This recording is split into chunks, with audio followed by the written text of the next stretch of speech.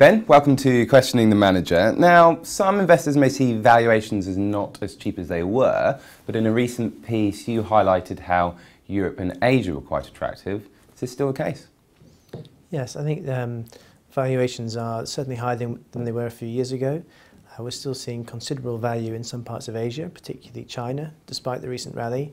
And Europe, definitely in the last 2 months, there's been an appreciation of value. We've been reducing from the area slightly. I think there's still long-term value there, but in some areas it's been realised.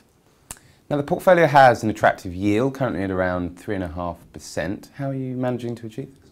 Yeah, so all the stocks in the portfolio have a yield. Generally, we look for stocks yielding between about 2.5% and 7% yield. Any higher than 7%, and we tend to find they're unsustainable.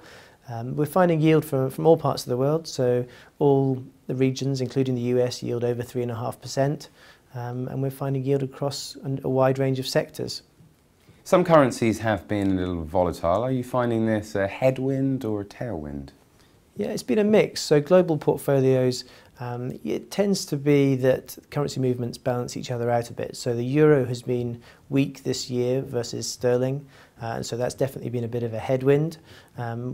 But actually, areas like the dollar has been pretty stable. The Swiss franc, where we've got about 10% of the portfolio in Swiss francs, has actually appreciated against sterling. So it's been a bit of a wash.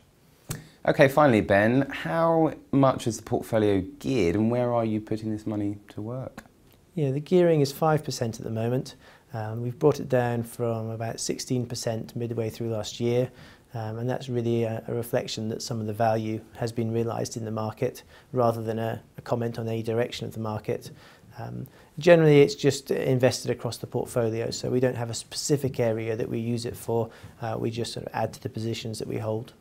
Ben Lofthouse, thank you. Thank you.